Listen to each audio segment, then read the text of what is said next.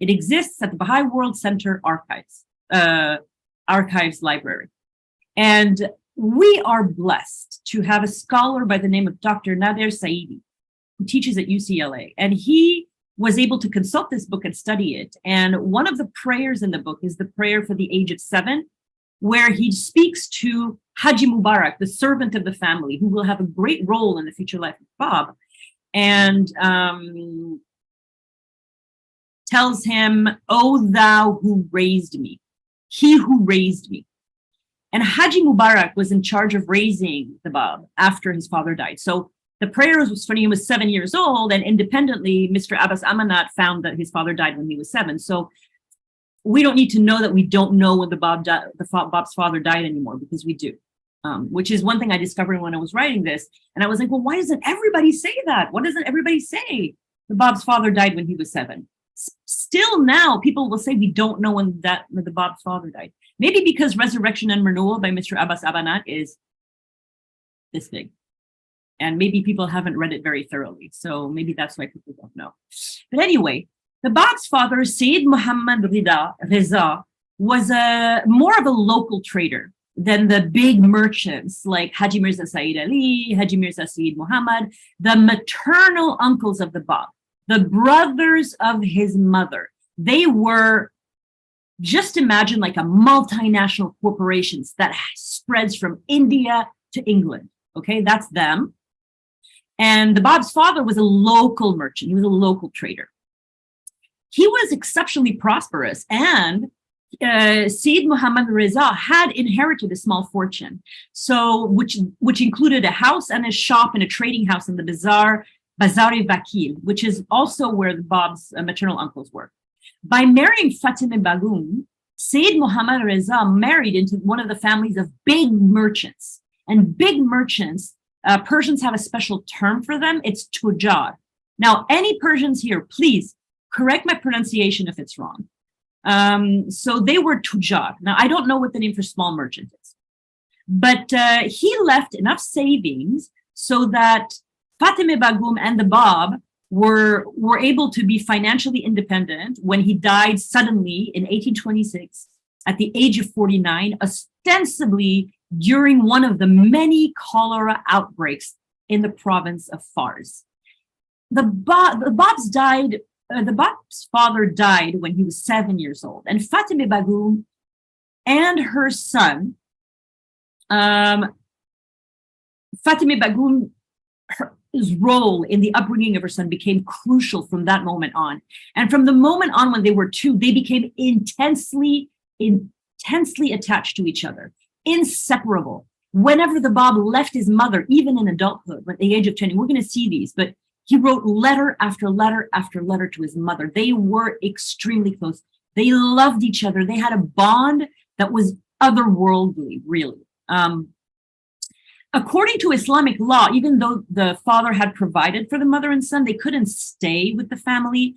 They had to go and live with Haji Mirza Sayyid Ali, the Bab's maternal uncle, so his mother's middle brother, and because he was a minor, he was orphaned minor, and a woman couldn't take care of a child on their own. So one of the things that is very interesting, and that one of my favorite Baha'i authors, Bahari Ruhari Mani, says, is that you have to understand the Bab was raised by a single mother. And that is very unusual in that time, but it's very common for us now. And to put the modern term on it really changes your perspective, because single mothers and their children, they only have one parent. He was orphaned when he was 7, so he only had one parent. And he started, in the next story, you'll see that he considered Haji Mubarak like his father. Anyway, so that's about it. The Bab testified about Fatima Bagum's important role in his early life in chapter 28 of the Qayyum al-Asma, revealed in May-June 1844 about the importance of his mother in his life. O thou mother of remembrance, may the peace and salutation of God rest upon thee. Indeed, thou hast ensured patiently in him who is the sublime self of God. Now, there's a lot more about his mother that will come up later. And this is the last story I'm going to share for the early life. It's about Haji Mubarak, whom the Bab called he who raised me. So this map is just an artistic map. This here, can you see my mouse when I move it around? We're not seeing anything right now. Oh, you can't see my, okay. So in the bottom, in bright yellow, is Ethiopia, okay?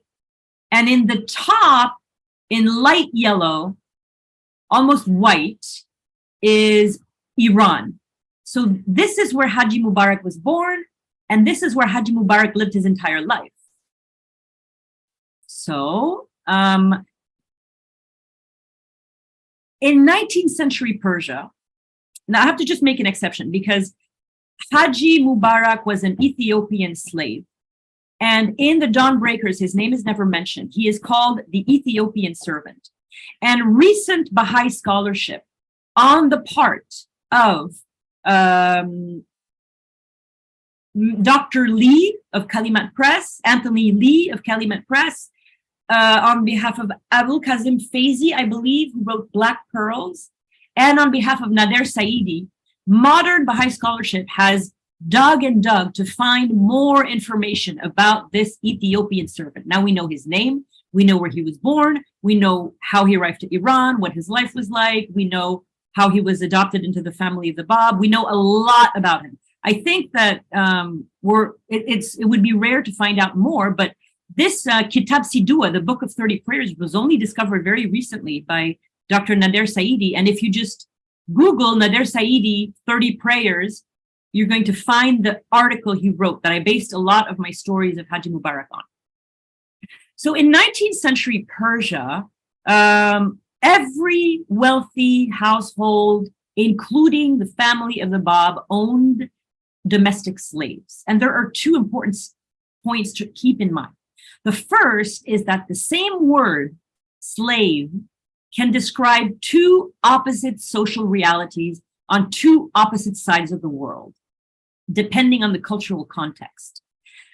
As opposed to their counterparts in America, slaves in Muslim countries, including Iran, including Persia, were servants who were permitted, according to their capacities, to rise all the way to the top echelons of society and become ministers, governors, and viziers. In America, slaves died slaves, and they were beaten, they were worked to death, they were considered animals. Two very different realities, but they were slaves in those Muslim countries because they could be bought, they could be sold, and they belonged to the family that owned them. But a lot of them were quite well treated, really. And if they were intelligent, they were allowed to learn how to read. And if they could read, they could help their patrons with business decisions, with accounting decisions, with legal advice, with political advice. And if they acquitted themselves with these, they could be freed and they could become governors, so very different, very different. The second thing to remember is that the servants in the family of the Bab were treated even more exceptionally well than other families. The family of the Bab was famous for treating their servants as family. And for example, I'll give you an example. The wife of the Bab survived him by 40 years. And the woman who worked in her household when she was married to the Bab lived with her those 40 years. They were together in the house. They were friends. And 3 hours after Khadija Begum died, Fize died as well. She died 3 hours after the woman she'd spent her whole life with. So I know I just got chills telling you that story, but it really touches me because this is a religion of the unity of mankind, and the prophet, the prophet, the Bab, the gate of Baha'u'llah, showed us what the unity of humanity can look like in the way that he treated Haji Mubarak like a father figure, loved him to the end of his life, never forgot him. He didn't see him for 4 years after he left Shiraz, but he never forgot him. He wrote letters about him, asked about him, revealed prayers for him. Oh, anyway, it's very touching. I have more on him later on.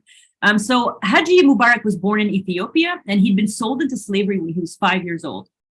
He was transported from his home by slave traders and trained for domestic work and business work in the house of the Bab's relatives. I think it was the house of Haji Mirza Said Muhammad, but I wasn't able to really confirm this. So I just said relatives. Haji Mubarak helped raise the Bab from the time his father died, from the age of 7. So the Bab knew Haji Mubarak for his entire life.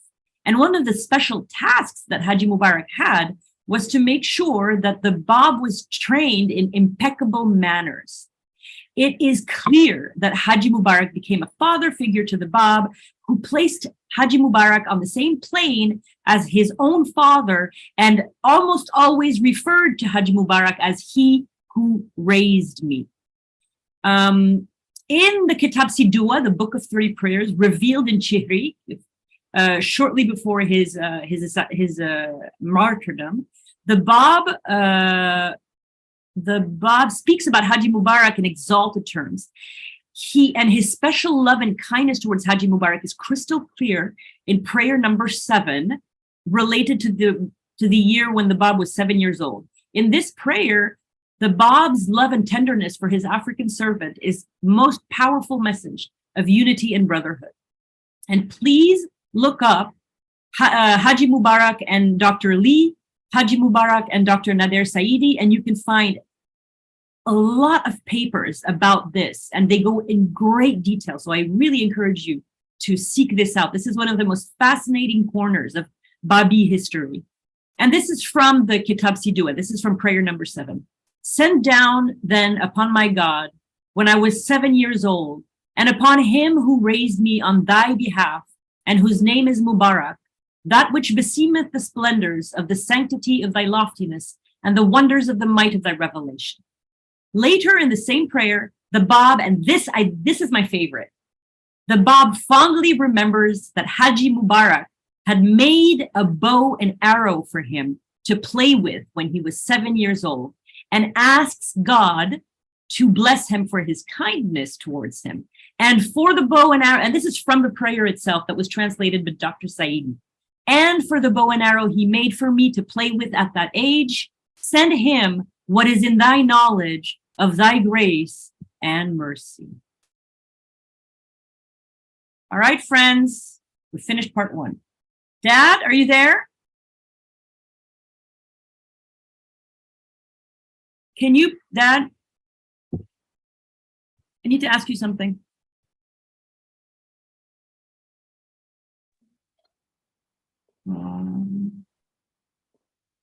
I'm going to stop sharing, actually. That's going to be easier. Yeah. Okay. So, any questions about the 4 stories I told?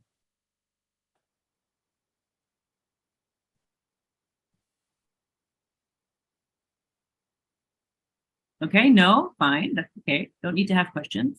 It's not necessary. Boom, there you go. So part 2, I'm gonna stick in the chat. I'm gonna stick that in the chat, and then I'm gonna start sharing again. No, I do not want Skype to open. All right, there you go. Part 2. Dad, I want you to keep track. Can you stop me in 15 minutes, please? Okay. Yeah, because I want to have time to talk about all 4 parts. And if you give me like a warning and when it's 15 minutes, that way I can wind down and move on to the next part. Okay. Okay, you can put your timer now. I did. Okay. So let's see here. Okay. Sorry, guys, I have to maximize the screen and I have to. Okay, good. So part 2 is Bushir and the Atabat, the youth of the Bab. Now, because the Bab declares his mission in 1844, and from that moment, he has 6 years left to live, I tried to develop all the former life of the Bab before he declares as much as possible. I spent weeks scouring the internet, translating on Google Translate from Persian. It was terrible, didn't work. Just trying to find stories to fill 3 parts. because I wanted everybody to get a feeling of the Bab as a youth, while he was still a Muslim, while he was still, interested in these ideas of Shaykhism. I mean, you cannot say the Bab was a Shaykhi because he wasn't a disciple of anybody, but he knew about Shaykhi teachings. So this is the second part. It's a very short part. And so this is what is in this part. This is sort of like the story of, now I love this. I'm going to tell you this story probably, but anyway, this is basically all about the import-export businesses, where they went, what they sold, who worked, who did what. This is also about the export. This is specifically about the goods and the clothing and the rose petals, blah, blah, blah. Now, these stories I'm probably not going to tell you because you can come to the chronology and you can read them yourself. This is about the Babs and compromising integrity. I'm going to give you the choice between two stories. This is a story about a man who gave the Bab some merchandise. It was indigo, and the Bab didn't sell it at the right time. And when the merchant came, the price was higher. And then the price rose, and then he would have sold it at a much higher price. And when the man came, okay, it's a story about indigo. It's a story about how he was honest. I'm going to tell you the whole thing now. So anyway, he prayed a lot. He prayed at noon. Bushehr is very hot. People thought he was crazy to pray at noon. This is how the Bab was physically and spiritually beautiful, which we know. This is how he prayed all the time. And the manner that he prayed made people cry. This is a story. Oh, this is a story about super dishonest people. Oh, so dishonest. They tried to sell him something and take it back. And it's really great because it reads like a play. So you can either get the indigo story where the price fell and rose, or you can get the play of the super dishonest people, which is kind of funnier. And then, his uncle's talking about him, saying he was celestial. There is really nothing about this. So I'm just going to go over this very quickly because it's the first piece of writing that we have of the Bab. It no longer exists. There are no copies of it anywhere, not even at the World Center. But we know about it because of Ailem Nicolas, the French Orientalist, wrote about it. It's very short. I'll read that anyway, just because it's interesting. And then leaving Bushehr, I'm not going to read because we're going to read where he went. We're not going to read about his leaving Bushehr. Which is this, the Atabat. So the Atabat is composed of 1, 2, 3, 4 cities, and 11 imams are buried in these 4 cities. So the Shia, specifically from Persia, because it's the largest Shia country, they come to Iraq to perform the Atabat. The other imams, there's 5 imams that are buried other places, like Mecca. 1 is buried in Persia. Anyway, so this is not so interesting. People are amazed by him. I think the story, this is the first time that Mullah Sadiq, and I think Mullah Sadiq was a letter of the living. Mullah Sadiq in Muqaddas, I think, is the one who brought the Qayyumul Asma to Iraq. And he's the first Baha'i martyr. So I think we might read this one. And then we're going to skip over the whole section about Sayyid Kazim and Sheikh Ahmad, because you can read that later on your own. Oh, okay. So I have some feedback here. Don't share the whole chronology. Just read the one that you want. I have to go through them quickly just to know what to choose. Okay. So I'm just going to go through this quickly. This is the Bab meets Sayyid Kazim for the first time. I'm going to read this one. And I'm going to read this one. The Bab is present during a lecture by Sayyid Kazim. And then that's it, because then he returns back to Persia. And then we have one of my favorite parts in the whole talk that I'm going to do, which is the wife of the Bab. I love the wife of the Bab. I did a whole part just for her. Okay, so the Bab left Shiraz to go to Bushehr at a distance of 118 miles, 190 kilometers southwest. Bushehr is a port. It is possibly the most important port on the Gulf of Persia. And the Bab's family were merchants, so they were headquartered there. The goods would come there, and then they would go by caravan, mules probably, all over the different parts of Iran. The family also lived in Shiraz, and I'm going to just go ahead and guess. The reason they lived in Shiraz and not Tehran is because Shiraz is only about 4 days by camel, by horse and by donkey from Bushir. It's the largest, most cultural city closest to Bushir, which is a port. And probably the weather is better because Bushir is very hot. So in Bushir, the Bab managed his family's trading house despite his young age. He was about 21. At first, he was in partnership with his maternal uncle, but after some time, he went on his own. So when he worked for his uncle, the family offices were located in the Minandi Caravanserai in Bushir. Haji Mirza Saeed Muhammad and his two younger brothers, Haji Mirza Saeed Ali, the Bab's guardian, and Haji Mirza Hassan Ali, the younger brother. So he was the oldest brother. Haji Mirza Saeed Ali was the middle brother, and Haji Mirza Hassan Ali was the youngest brother. So Muhammad, oldest, Saeed Ali, middle, Hassan, the youngest. So all of them and their relatives operated a very large-scale trade inside Persia from Shiraz, Bushir, and Bandar Abbas. The Afnan family traded internationally.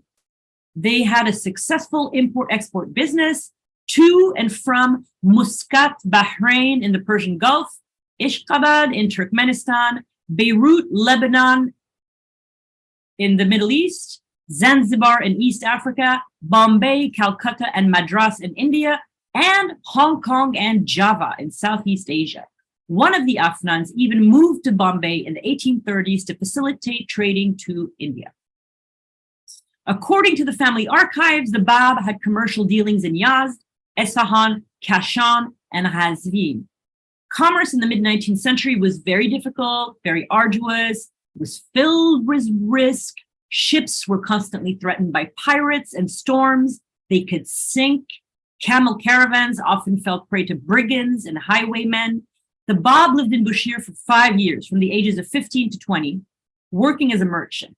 He formed a commercial partnership with his uncle, Haji Mirza Saeed Muhammad, for the first 2 years, but then for the next 3 years, he worked independently in his commercial transactions until he left Bushir to go on pilgrimage in the Atabat.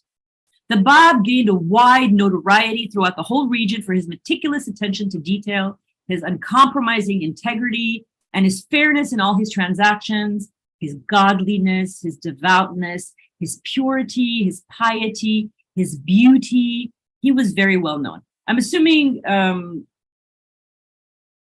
Bushir wasn't that big of a city. I mean, it wasn't like Tehran. So somebody of his caliber would have become noticed because he was a merchant, and he was a well-known merchant, and people just watched each other and they gossiped a lot, which is why backbiting is forbidden in the Baha'i faith, because probably that was their favorite activity, backbiting.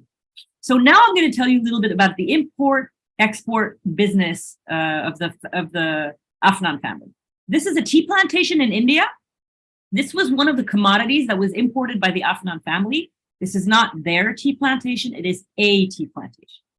So we know from, a lot of this is from, not all of it, half of it is from the Tariq Amri va Shiraz, where if you do Tariq Amri Shiraz, you're going to find it in English, you can find it.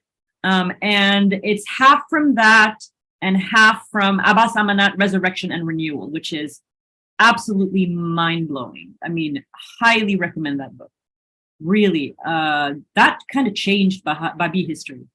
We know from family business ledgers that the Bab and the Afnan family imported sugar, tea, coffee, grains, seeds and spices, indigo, and other vegetable dyes and natural gums.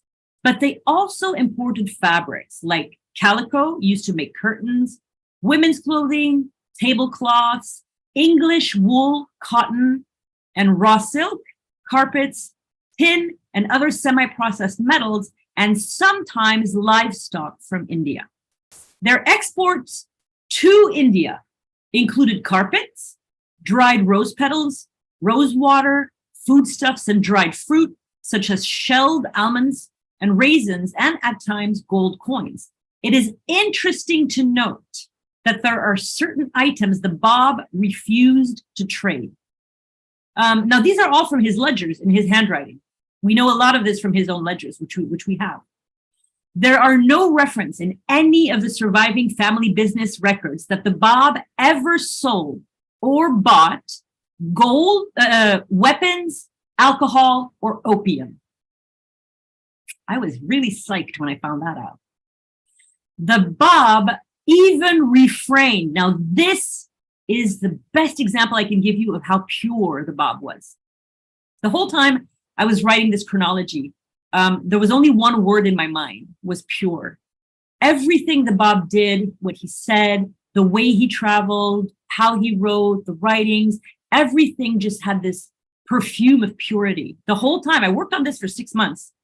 Every single day, 7 days a week, between 10 and 18 hours a day. And all I could think of was purity. The Bab went even so far as to refrain from dealing in stinky, malodorous merchandise, such as sheepskin and asafoetida, a gum made from a variety of giant fennel, which is a very strong, it smells terrible. It's a very Indian spice. You can sell it in almost any, you can buy it in any Indian market. It comes in a little tub and it's bright yellow powder and it stinks. But if you put it in food, it gives it a good taste, but the smell is like rotten garlic. So the Bab didn't import sheepskin and asafoetida. So we're going to skip over this, skip over that.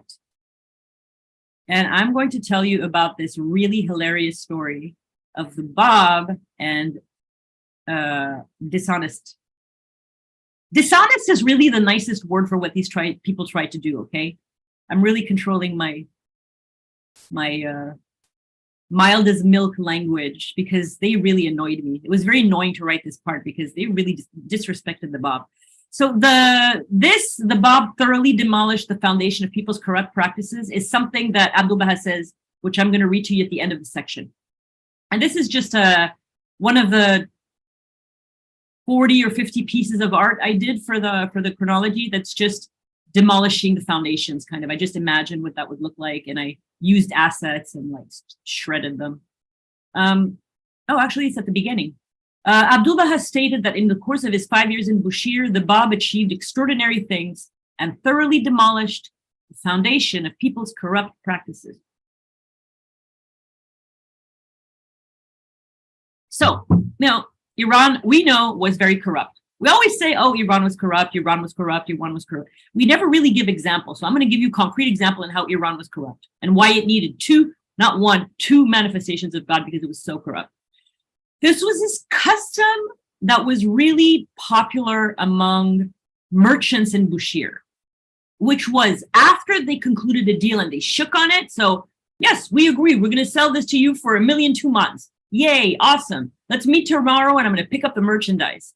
The people would come and the guy who had shaken on it and said he was going to pay $1 million 2 months, he said, you know what? Actually, I'm going to pay $500,000 2 months. And so they had to start negotiating all the way. This was common. This happened all the time. They had to, after having concluded on the deal, which they had bargained and negotiated on,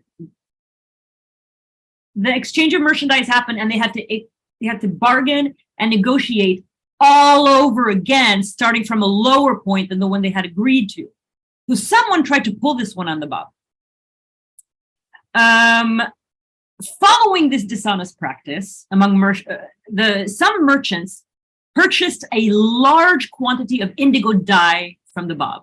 They signed off on the deal, moved the dye to their office, and then they returned to the Bab to cancel their agreed upon deal and haggle for a better deal. The Bab refused to participate. And he said, oh, where is this from? I think this is from Dawnbreakers, I think. I'm not sure. This is a quote from wherever the source is. My 15 minutes are up. Okay. I'm just going to tell you this story. You made a bargain, signed papers, and the transaction has been completed. I will not give you a discount and will not renegotiate. When the merchants insisted, the Bab said he did not change his position. What I said is final. The merchants pleaded, it is the custom of the country. The Bab was unmoved. Many of these customs are wrong and will soon be abolished. And by soon, he means the Qayyum al-Asma, the Persian Bayan, the Kitab Yaqtas. That's what he means by soon. It's coming just in a few years. No matter how much the dishonest merchants insisted, the Bab would not agree. Okay, I just got a note from my dad that my 15 minutes are up. They were so obstinate that the Bab offered, and this is very generous of him because I would have probably set their pants on fire. The Bab offered to take the merchandise back. If the price is too high, return the merchandise, as I will not barter. The merchants insisted 3 more times that it was the custom of the land, until finally the Bab put a stop to the charade and he said, I am ending this custom. The Bab ordered the indigo dye returned to his shop, and Abdul Baha affirmed that through his example and his unflinching integrity, the Bab changed many corrupt practices among the merchants of Bushir during his 5-year stay in the port city. Shortly after the indigo dye incident, one of the Bab's uncles arrived in Bushir, and the merchants, the merchants who had been mistreated by the Bab went to complain to him about his nephew, and they said, he has, he has ruined our reputation. We had a deal on dyes. However, as customary, we wished to renegotiate, but he did not comply. He arranged for the goods to be brought back from our store. This is a great insult to us as merchants. You should counsel him not to repeat such offenses. I'm sorry. It's just so funny that they lost their reputation because he didn't let them be dishonest. It's so absurd. The uncle spoke to the Bab about the incident. Why do you refuse to yield to people's wishes and disrupt the established customs of the realm? The Bab refused to compromise. Even now, months had passed probably, if they should wish to bargain after a transaction is completed, I would refuse again. Abdul Baha, after having recounted this story to Haji Mirza Habibullah Afnan, this whole story comes to from Abdul Baha. So it's not in Dawnbreakers, it's in that story, Amri Tariq va Amri, the story of Tamriq of Shiraz and Fars.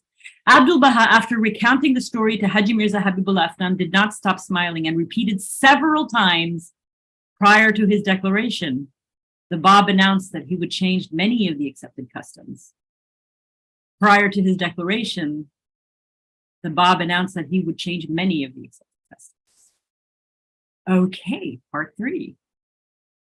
I'm sorry, guys. I'm actually crying. I laughed so much. I just think this story is so funny.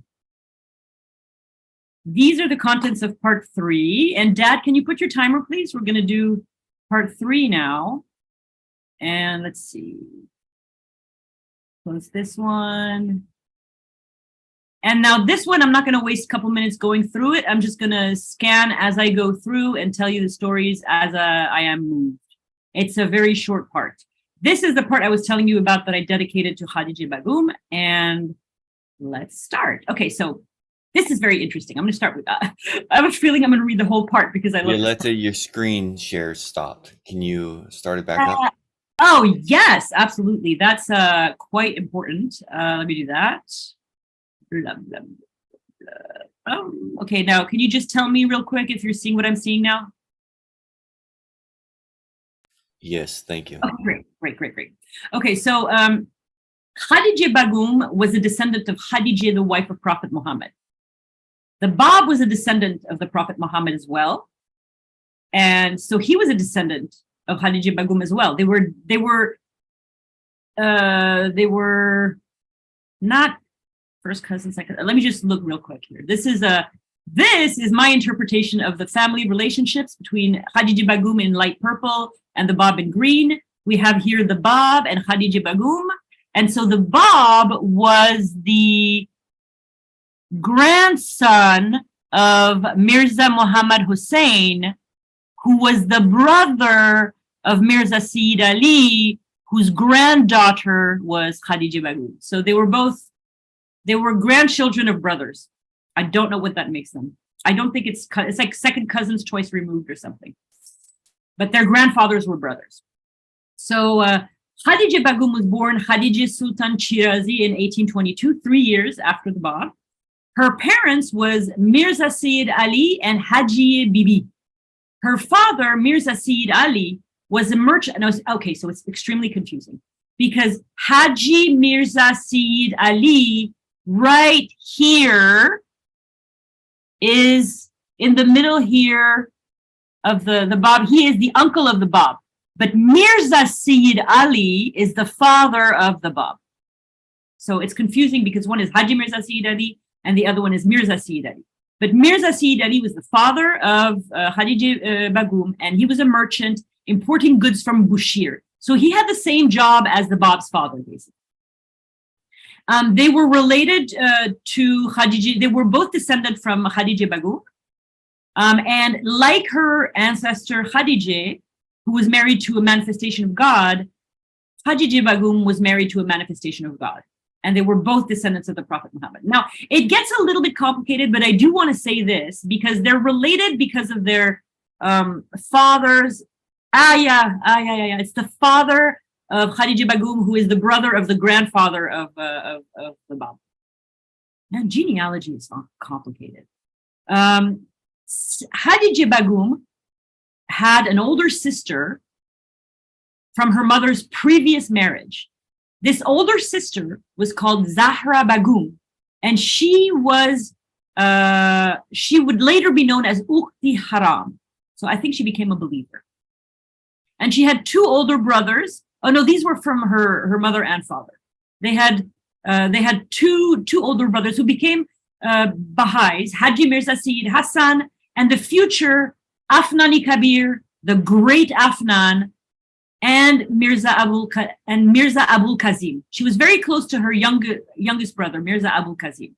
Now, she also had two other half siblings from her mother's first marriage, a half brother named Muhammad Mihdi and a half sister named, it's complicated because she has almost the same name as her mother, Haji Bibi Janjan. Her mother was Haji Bibi. Her mother's daughter from a first marriage was Haji Bibi Janjan. And Haji Bibi Janjan was the wife of the Bab's maternal uncle, Haji Mirza Sayyid Ali. So she was related to the Bab because they were both descendants from Muhammad, and their grandfathers were related. But she's also related to the Bab because her half sister was the wife of the maternal uncle of the Bab. Two relationships, which are here. See, there's like this one relationship down here.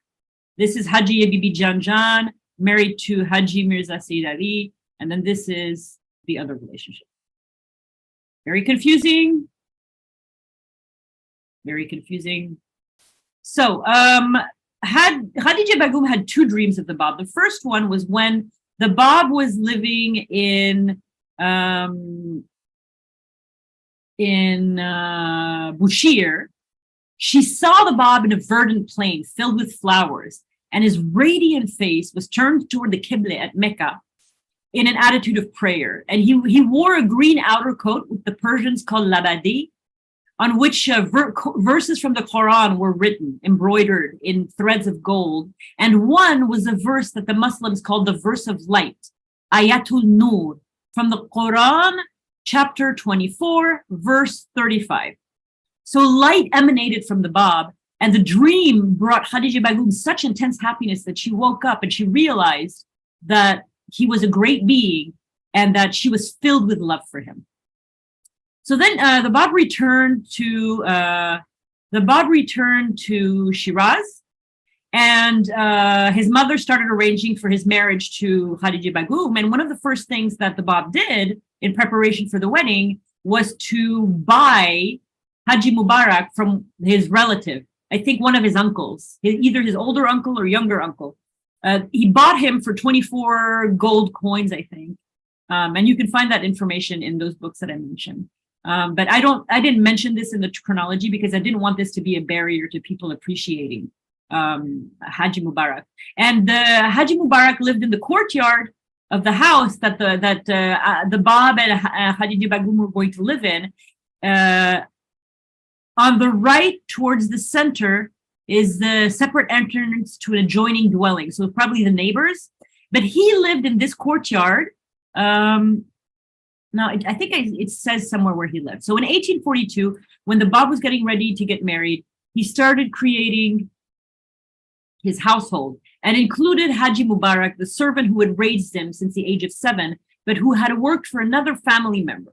After his death, the Bab spent a lot of time with Haji Mubarak, who we believe was approximately 15 years older than the Bab. It's abundantly clear from his writings that the Bab was very attached to Haji Mubarak and considered him not only like family, but like a father figure. The Bab had complete trust in Haji Mubarak. He'd known him his entire life, and he wanted to include him in his household. So that's when the purchase happened, and Haji Mubarak came to live in the house of the Bab. Beyond the personal attachment that the Bab had to Haji Mubarak, it is really important not to underestimate Haji Mubarak.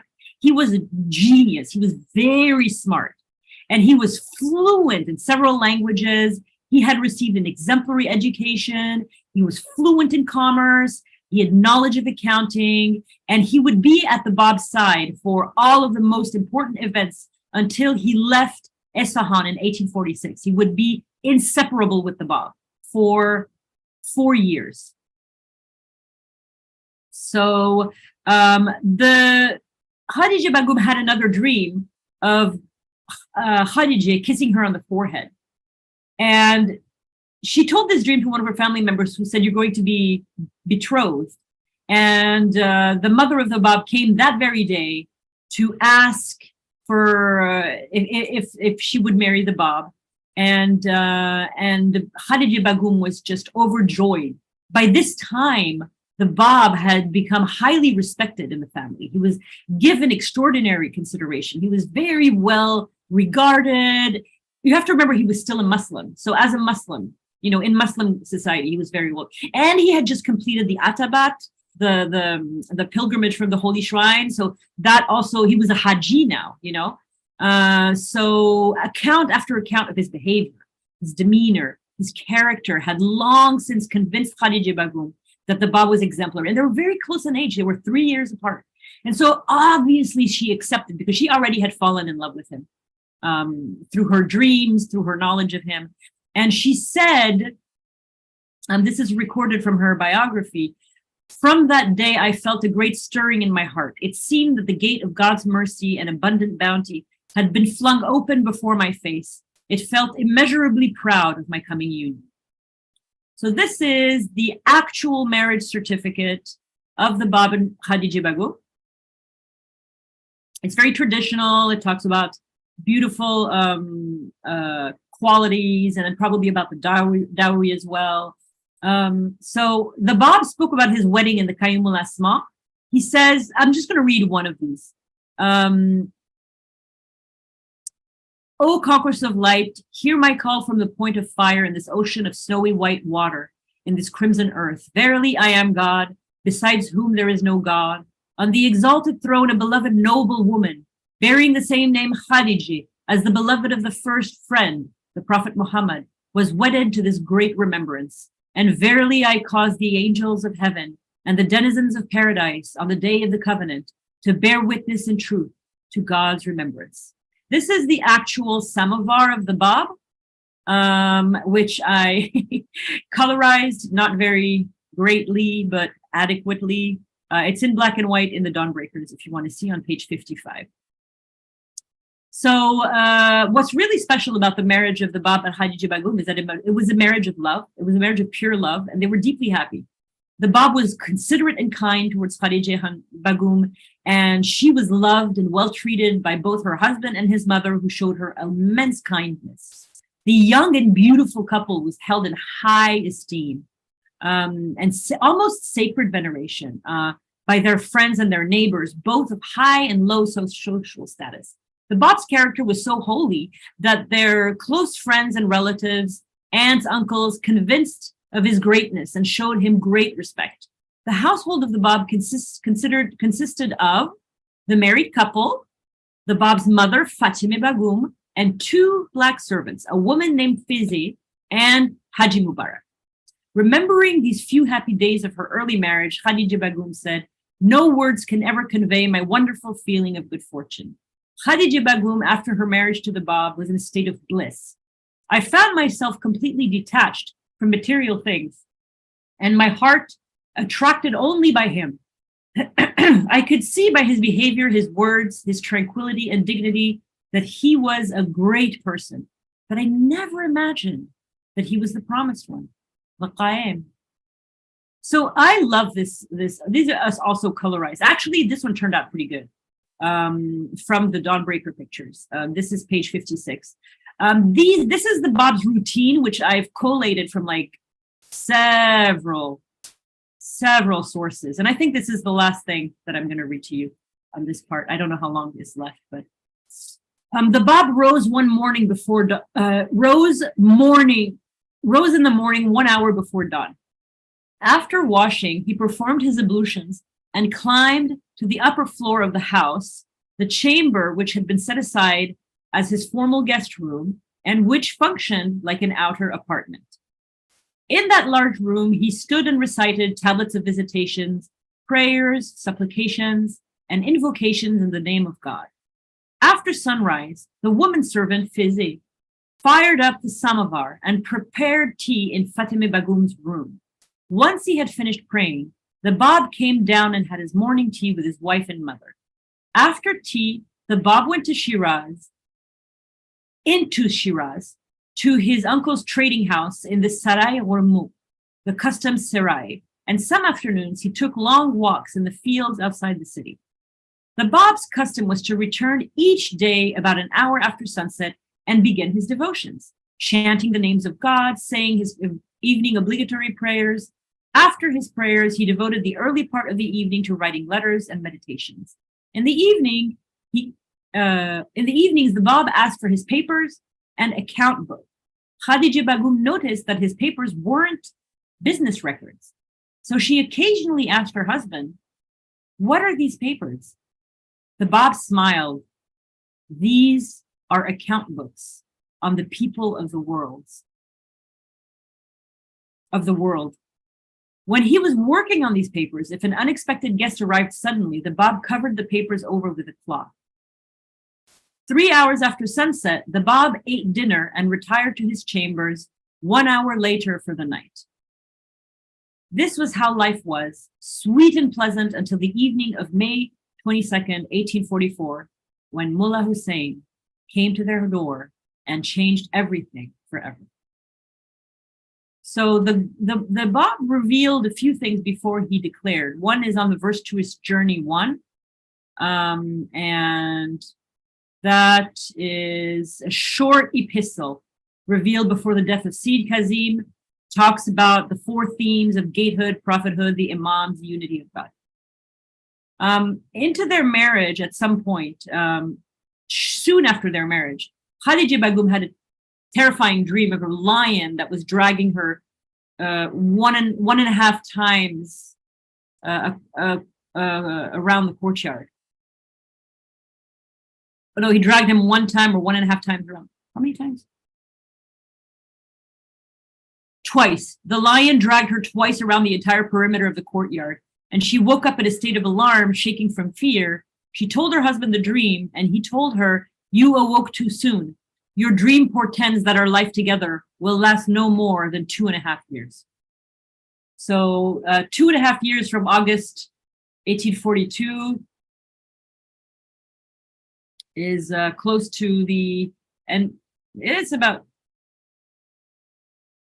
when did she have this dream?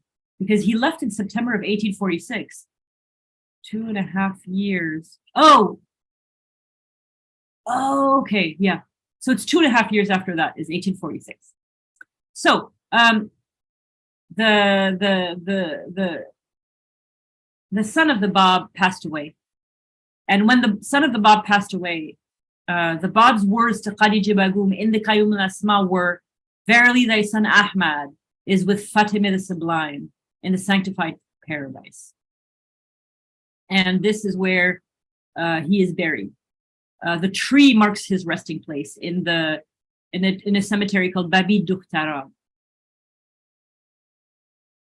Okay, so we're going to. Any questions so far while I find my page here? So let me know if there are questions. I have one. Yeah.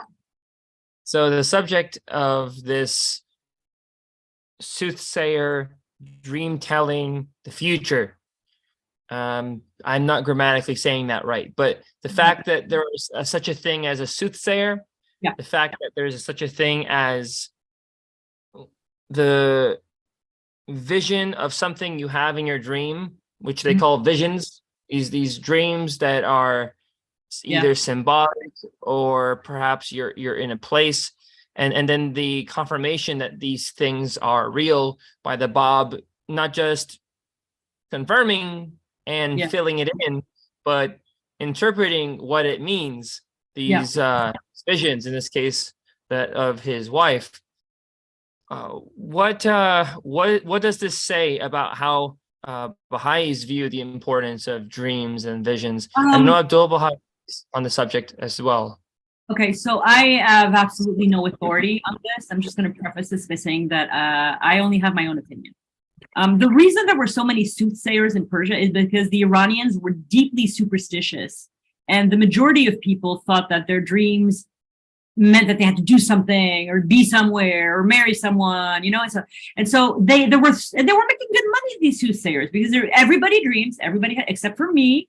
Everybody remembers their dreams, like my father. Every morning he gets up, he has a dream that's detailed, that has doors that open into other countries, and they're very interesting. They're like a movie, and that's why he says I don't watch that many movies, because my dreams are much better than movies.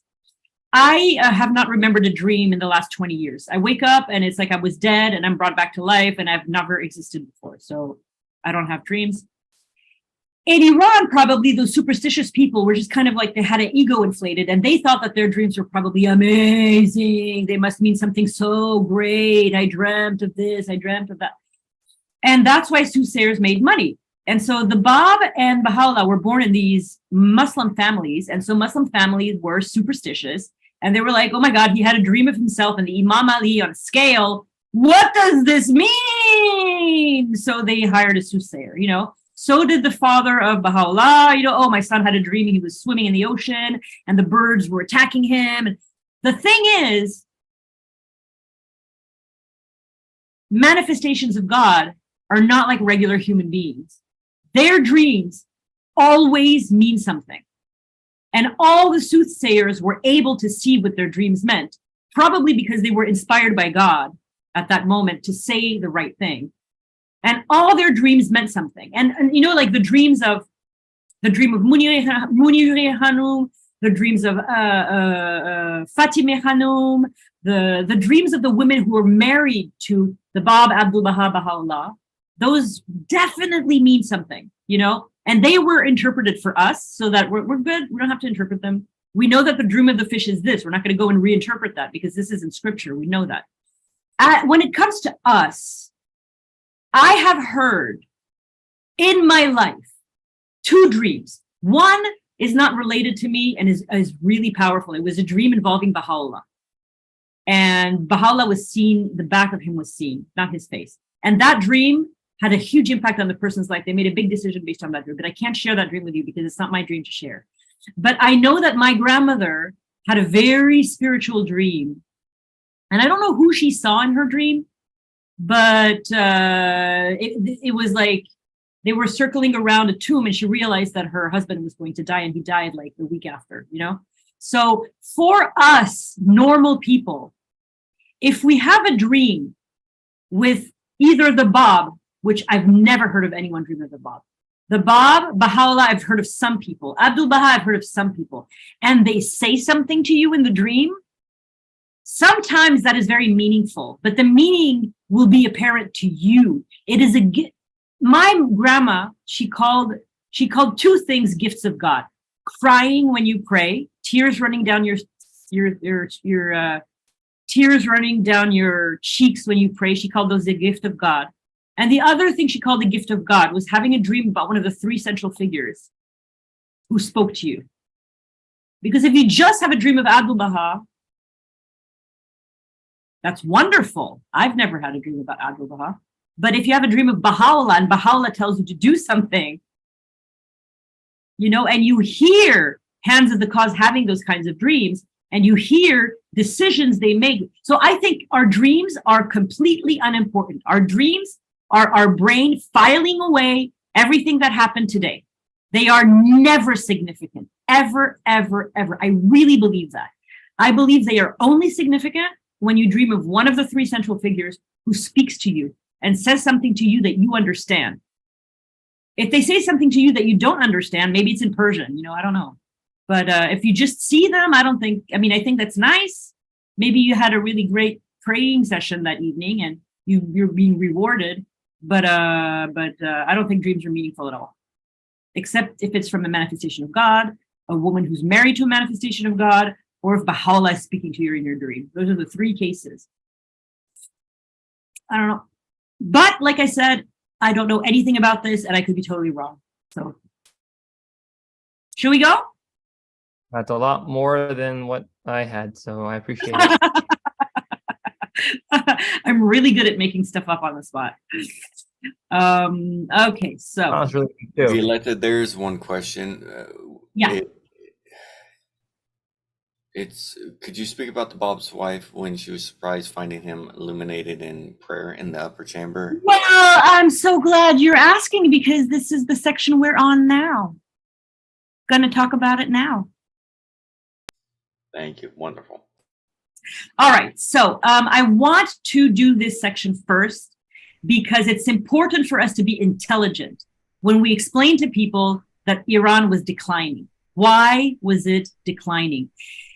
There was widespread torture, widespread use of opium at every level of society, decadence, war, corruption, oppression, tyranny, and slavery. And I'm going to explain a little bit of that now. Let's see how long it is.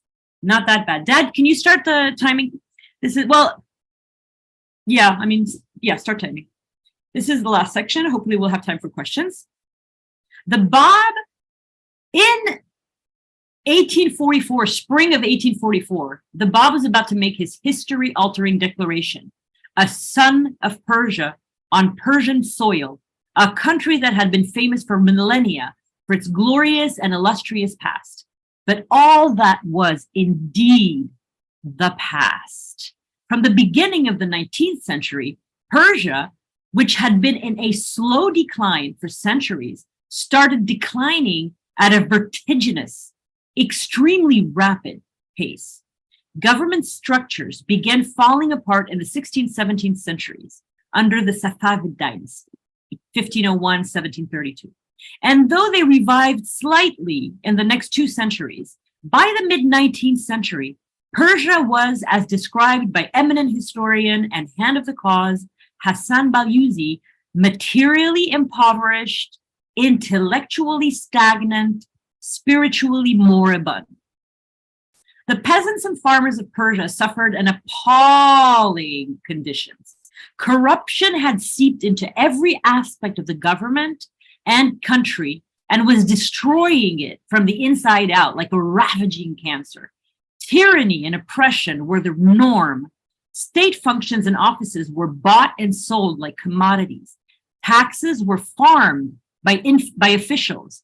Bribery and extortion had become legitimized under the euphemism madahil, prerequisites.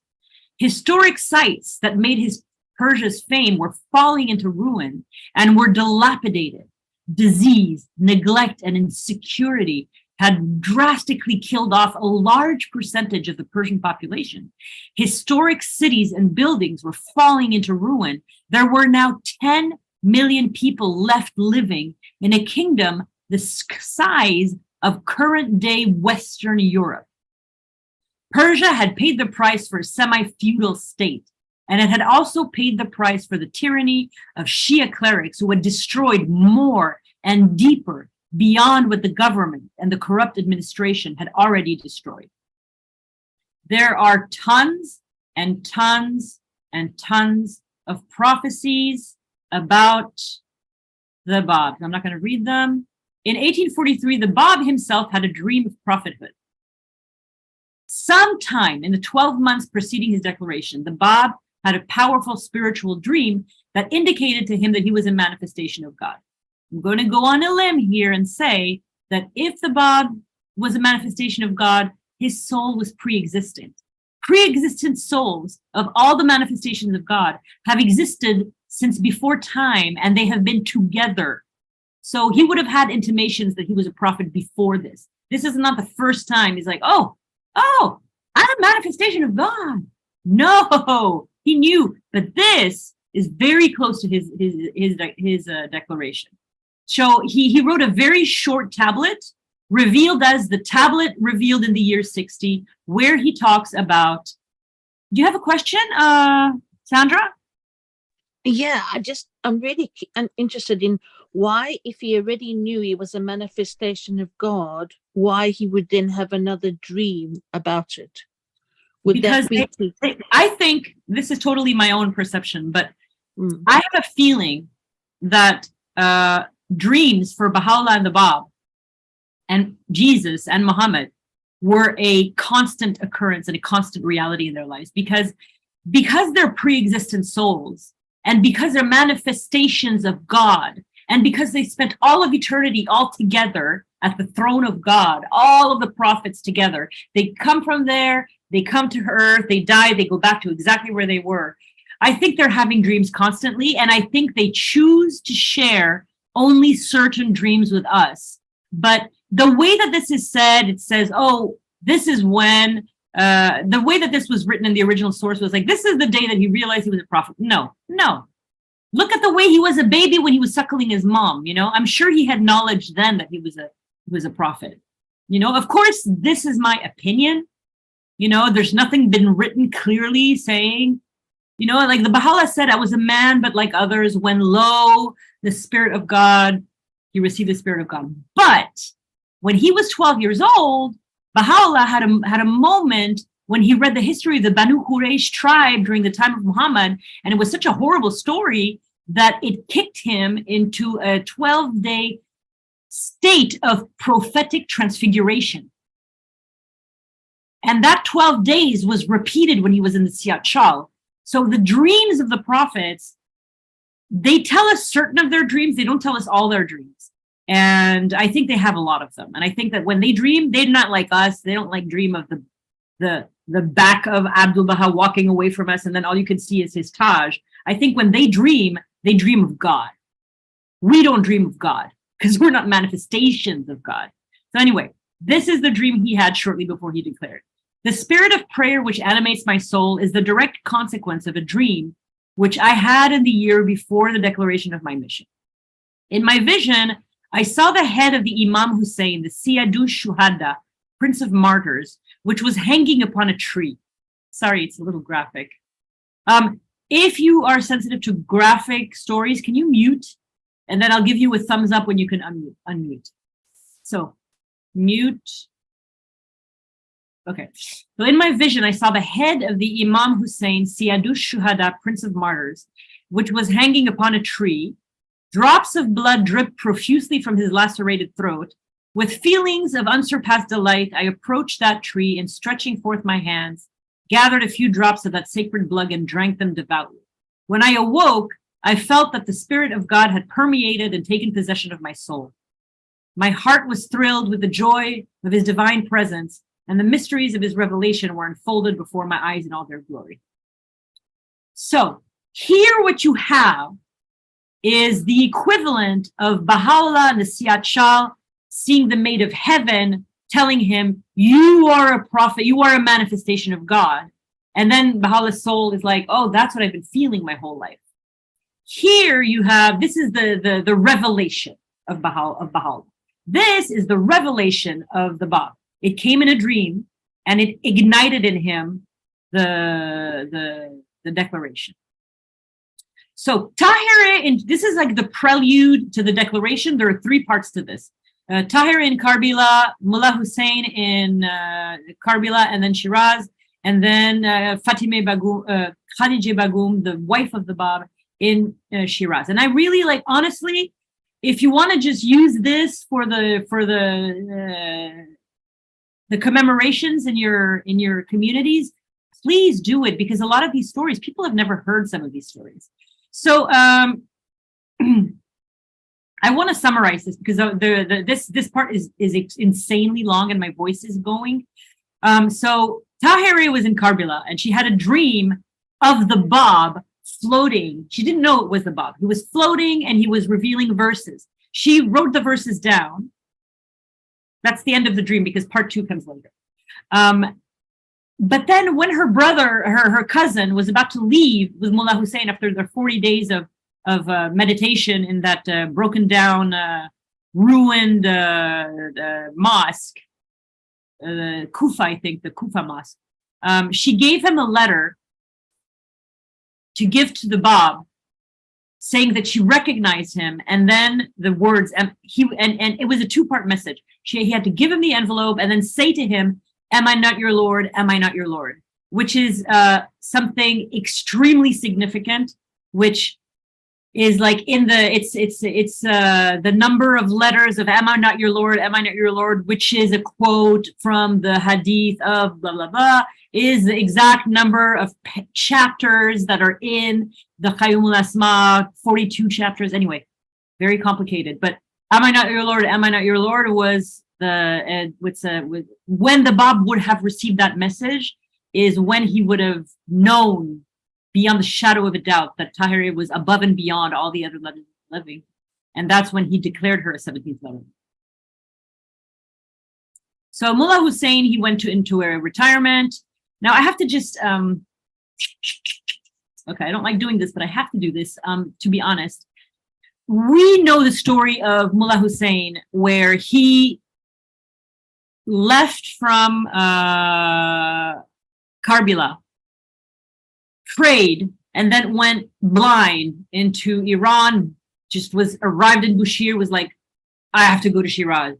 He got to Shiraz and he told his friends, go to the caravanserai. I need to stay here. And he was at the walls of Shiraz and he turned and he saw the Bab. And then he went home with the Bab and they had the whole night of the revelation, and that's what happened. Modern Baha'i historians do not think this is what happened. They think that the reason that Mullah Hussein went to Shiraz was to see if the Bab was the promised one, because he had met the Bab previously, and this is beyond the shadow of a doubt. Mullah Hussein and the Bab did meet in Iraq, in Karbala. They did not speak. There are 2 versions of it. One is that the Bab saw him in the crowd, and the other version is the Bab heard Mullah Hussein recite something at the request of Sayyid Kazim, and the way he recited it was so beautiful that the Bab sobbed uncontrollably. But they never, in none of the versions did they say they ever actually met and spoke, okay? So they did meet before. So the current history version of the declaration is that the reason that Mullah Hussein went to Shiraz was to see if the Bab who had come, the Bab who had impressed Sayyid Kazim so much, the Bab who had impressed Mullah Sadiq Muqaddas so much, the Bab whom everybody in Karbala had been so impressed by, this man of so much virtue, the man that had been in the audience when Sayyid Kazim said, "Is it not obvious as the sun before you and the sun fell on his lap?" If this man was not the promised one, and that is the reason that he went made a beeline for Shiraz when he disembarked in Bushehr. So when he arrived, people say that he had been writing to the Bab and telling him to come and see you. And the Bab said, when you come, let me know where you're staying. And so he arrived and he let the Bab know where he was staying. And then the Bab invited him, please come to my house. And he went to his house for 3 nights. And over the course of the 3 nights, everything that we know that happened on the one night of the declaration happened. The reason why I did not include that version in my chronology is because I'm a little bit narrow-minded when it comes to history. I only like to put things in that are from authors like Abbas Amanat, Nader Saidi, Mujar Momin, Hassan Baliuzi, Adib Taherzadeh, The Guardian, Abdul Baha, Baha'u'llah, and the Bab. The Bab has a lot to say about his own life. So a lot about what he had to say in his own life is in this chronology. And none of them have ever said that it happened this way. And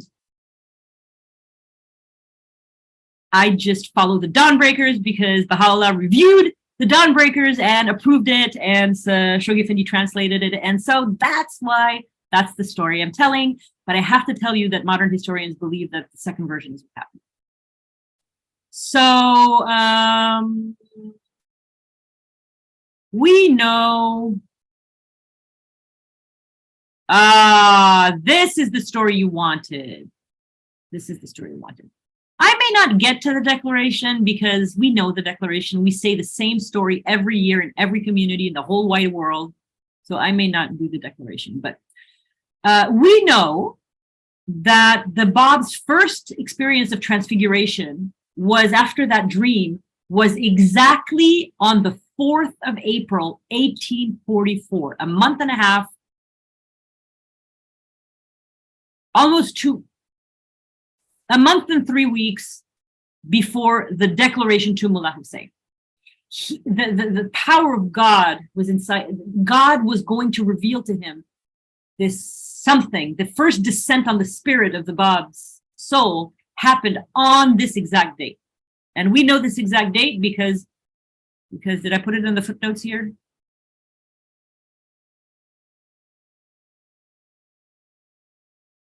But because the Bab said so. That's how we know, because the Bab said so. You can go to the chronology and look at the footnotes, and then you'll find that story. There you go. Way! I didn't even know I did this.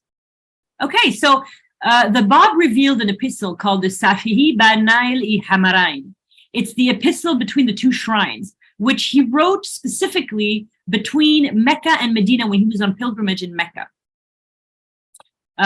Later, because this happens a year after this. But this is from the future, so time travel. In that epistle, the Bab says, in truth, the first day that the Spirit descended in the heart of the servant was the 15th of the month of Rabiu Aval, 4 April 1844. So the Bab tells us when it happened. He tells it to us in these writings. Too bad I kind of, there's some really cool stories for the pilgrimage to Mecca is amazing. If you guys want a part 2 of this, let me know at the end, and I can do a part 2 in July. So anyway, in this epistle, he says this is the day that he received the story, and the only pilgrimage. Okay, how do I say this? Khadija Begum. 15 minutes, huh? So Khadija Begum saw the Bab in a state of transfiguration, receiving a revelation from God sometime before the 23rd of April. The Bab tells us that he had his first descent on the Spirit on the 22nd of May, and on the 4th of April. So in between these 2 dates is when Khadija Begum saw the Bab in a state of transfiguration. It could be on the same day, on the 4th of April, but it could be on any other day before the 22nd of May. It can't be the 22nd of May because it's clear from her biography that this was not the night of the declaration. The night of the declaration, she stayed in her bed and she heard the voices. So it's either on the 4th of April or before the 22nd of May. That's how I was able to date it, basically. So one day, let me see. Oh, we're over time already. Hey guys, I need to hear voices this time. Do you want to hear the end of this story? And I'm going to go like maybe 5 minutes over, or do you want to end here and just ask questions? Let's go ahead and finish the story, and then we can schedule you to come back later. Okay. Okay. All right. So this is the end. This is the end for the revelation. I love this story. So, and I combined this from many different sources, not just one source. So there's some details that are a little different. So, one day before May 22nd, the Bab returned home at dusk, earlier than usual. He used to return an hour later. And he told Khadija Begum, he probably sensed the revelation coming. So he said to Khadija Begum,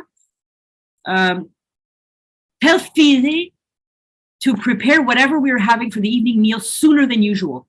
Tonight, I have a particular task to attend to. Fizi was informed, and about an hour and a half later, the family ate dinner in Fatima Begum's room. Then Fizi brought the Bab some water for him to wash his hands, spread out their bedding, and returned to her own quarters. The Bab retired for the night.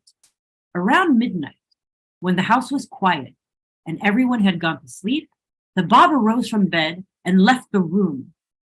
At first, Khadija Begum was not worried. But then when the Bab did not return, after more than an hour, she became concerned and went out to look for him. So she first looked in the lavatory. She checked the bedroom of Fatima Begum. Then, thinking for some reason that he had left the house, she checked the street door, but she found it locked, meaning that he was still in the house somewhere. But the Bab was nowhere to be found. Khadija Begum walked to the western side of the house, and looking up at the rooftop, she saw the upper chamber of the eastern side of the house was bathed in light. She was facing it, looking up like this from the western side, looking up at the eastern side. You could see it was flooded with light, but looked like there were thousands of lamps in there. It was just exploding with light. This is a fourth place she looked for the Bab. She had never seen the Bab go to that part of the house at that hour of the night. He seemed to have had a very regular, regimented life where he did things at certain times. So this was unusual. And he was only there late when he was entertaining someone late into the night. But if he was entertaining someone late into the night, he would always tell her that someone was coming, and he hadn't done that evening. So she was really astonished. And by the time she walked up the stairs that led to the room and entered, she found the room that was so brilliantly illuminated that it dazzled her eyes. But it wasn't material light because there was only one lamp lit.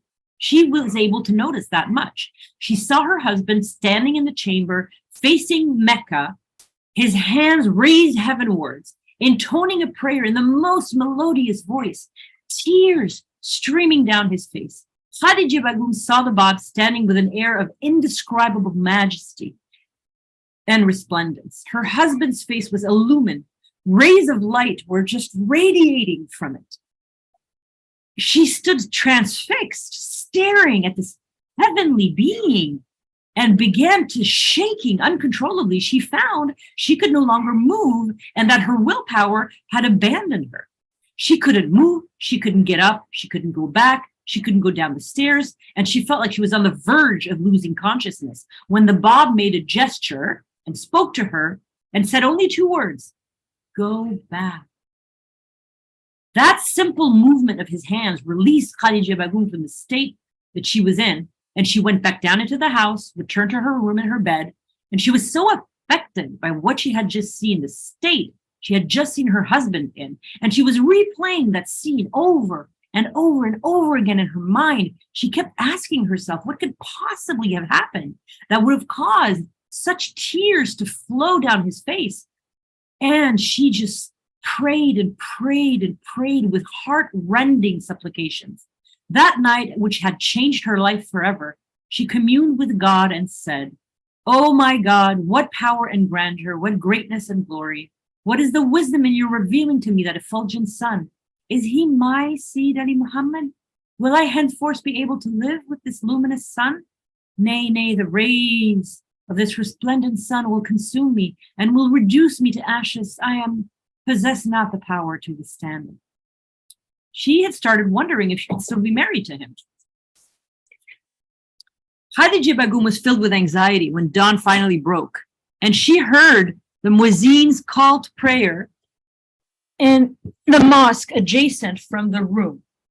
Fizi brought the samovar and tea things into Fatime's room. And as usual, they went as usual. So now it was the normal morning. They went into the mother's room to have their tea and breakfast. And Fatima Bagum stepped out for a minute, and the Bab and Khadija Bagum were together, and they were alone. And Khadija Bagum's eyes fell on her husband, and she saw the same attitude that she had seen the night before, and she became pale and she shivered. And the Bab was quietly drinking his tea, and he raised his face towards her with kindness and affection and asked her to take a seat. So she must have been standing. And then he gave her the rest of the tea in his own cup. She drank it, and his kindness gave her courage. And this is what I love about the marriage of the Bab and Khadija Bagum, is that they were very honest with each other. And when you hear their dialogue in whatever history book it is, it's always extremely modern dialogue. The way he talks to her, the way she talks to him. And this is an example. Khadija Bagum courageously replied that, the Bab asked her what was troubling her, and Khadija Bagum courageously replied that it was the change in him that weighed so heavily on her mind. You are no longer the person I knew in our childhood. We grew up together. We've been married for 2 years, living in this house. And now I see a different person before me. You've been transformed. Khadija Bagum added that this made her feel anxious and uncomfortable. The Bab smiled and said that although it had not been his wish for her to see him in the state he had been in the night before, God had decided otherwise. Telling Khadija Bagum the entire truth, this is what I'm talking about. Khadija Bagum is the first person to know everything, the good and the bad. Telling her the entire truth about his station before his official declaration to Mullah Hussein.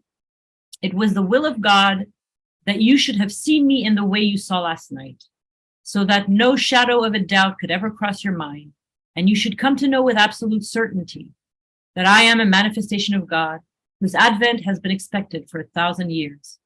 This light radiates from my heart and from my being.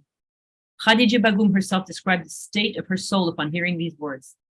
This is why she is one of my favorite people in the entire world. As soon as I heard him speak these words, I believed in him. I prostrated myself before him, and my heart became calm and assured. From that moment, I lived only to serve him, evanescent and self-effacing before him. No thought of self intruding. Thank you.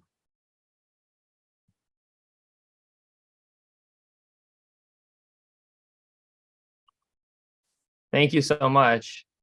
It's appreciated that you're able to go through this session with us, and we thank all of you who have been on this journey with us as we've explored the life of the Bab until his declaration. And of all places, we know the first declaration was his wife. It's a very, very amazing moment, and something really to ponder upon, especially as it is a common experience we have getting married, when that's something we could do that the manifestation of God also did, and engaging in that in interspouse behavior, that honesty, that it's very nice the way you portrayed it, Violetta. It's falling short of words. Yeah, I'm so happy. Does anyone you can unpin my video so I could see, maybe I could see everybody. Does anybody have any questions? Would you like me to do a part 2 of this? Let me know.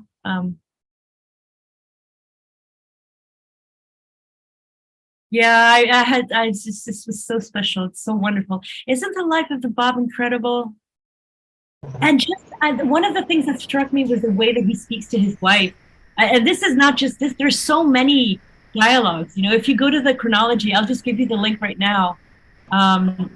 You'll be able to see all these different things. And what I gave you is probably conservatively maybe 10% of what's in the chronology. There's so much more. I read 400 sources. No, I read 450 sources to write this. And I didn't use all 450. There's a lot of sources where I read them beginning to end, and at the end I was like, there's nothing I can use here. But some, like, I just have like, oh no, this is just to one person. Hold on, let me just show it. Some I would read and there would be just so much information. All right, sorry. Anyone else? Oh yes, please go ahead. Riaz, please go ahead, and then after Riaz, Sandra. Dear Violetta, thank you so much for it's wonderful.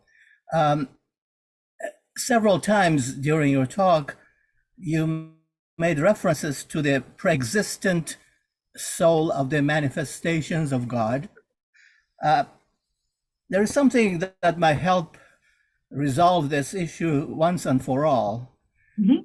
In the writings of this new revelation, there are many references to the kingdom of revelation, meaning at the top is the kingdom of God, the world of God.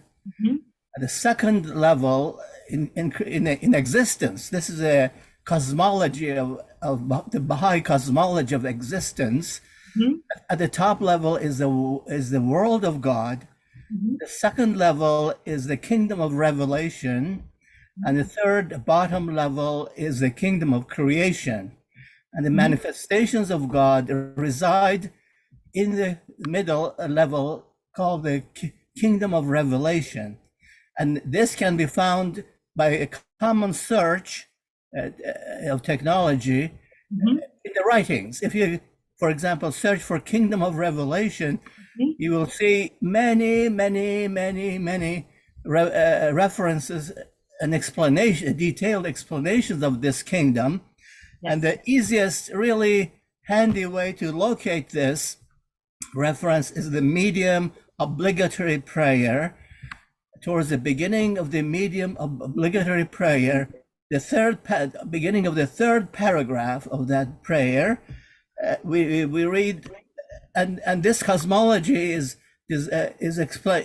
given to us by Abdul Baha in the design of the greatest name, that is a symbol used in rings, the Baha'i symbol of the rings, and is Shaykh Effendi used it as on the four corners of the shrine of the Bab. This symbol, he included it in the architecture of the shrine of the Bab. Each of the four corners has this symbol.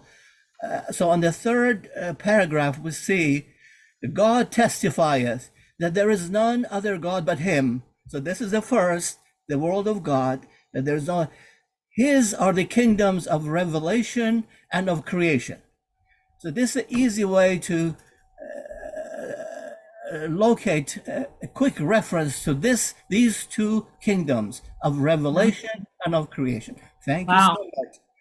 Thank you very much. I'm going to share this in the chat. That's great. I'm just put this in the chat for everybody. This is thank you so much, Riaz. That's so nice. Quickly. This cosmology, that from my understanding, originates from Abdul Baha and is on the it's called the ring symbol, or in Persian it's called one of the forms of the greatest name. Shaykh Effendi, the architect of the shrine of the superstructure of the shrine of the Bab, on each corner, outer corner of the shrine, it has this symbol of this cosmology in this oval shape. Right. Okay, yes. oval shape. Yes. Great. In with the blue tiled background. Exactly that. Yes.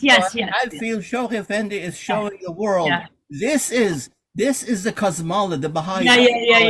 Yeah. Don't Do you forget- know how you say? Do you know how you say "kingdom of God" in Arabic or Persian?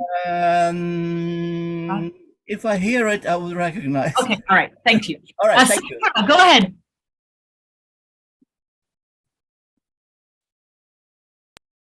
Are you still there? Go ahead, Sandra. Oh, anybody else have any questions? Sorry. Oh, yeah. Oh, there you go. I put my hand up. It was a while back. I cannot remember the question all right. now. Sorry, all right. darling. Right. Do you guys want a part 2 of this in July, or do you want me to do something else in July? Oh, no. Well, whatever you wish. Whatever I wish. Okay. We could extend the part 2 if you think there's enough to continue for another session in July. That sounds great, Violetta. Well, there's 400 pages to the chronology. You've only seen 100, so there is more material. But I'm going to be doing this all summer long for the Firm Foundation Academy. I'm going to be reading through the chronology, all 3 of my chronologies actually: chronology of Abdul Baha, Baha'u'llah, and the Bab. So maybe I'll do something else in July. Okay, that's fine as well. Fine. All right. Well, we can end whenever you want. Thank you so much, everyone who came. I'm sorry it was a little longer than it usually is. Violetta, is it Malakut Abha? Is that I have what? no idea. Because I don't speak either. I was just curious. But I think it might be because I've heard Malakut Abha before. Riaz, you said you'd recognize it. Did you recognize it? Well, this is one denomination or one name, because in this new revelation things have many names. As far as the names of God are so many. It's not simply God. Or the names of Baha'u'llah. There are hundreds of his names. Oh my gosh, we're in trouble. So, I'm going to stick to Baha'u'llah for now. these kingdoms come in many names. Oh wow, rich. Oh, so it's not easy. This So it's revelation is so rich. In I mean, it's an ocean. Everything is immersed in this ocean, and there are many terms. The richness is such that there are so many terms and designations that one gets lost. Riaz, your voice, when you get carried away about a subject such as Baha'u'llah, or generally the writings or Baha'u'llah, your voice takes on a timbre that I find just wonderful. It has a different sound than when you talk normally. Like when you talk with passion. All right, guys, I have to go. All right, thank you for that. Thank you. I love you. Thank you so much for coming. You guys were wonderful. Have a beautiful evening, everyone. Have a good Bye. afternoon on a beautiful Sunday. Thank you. See you again. I did See you later.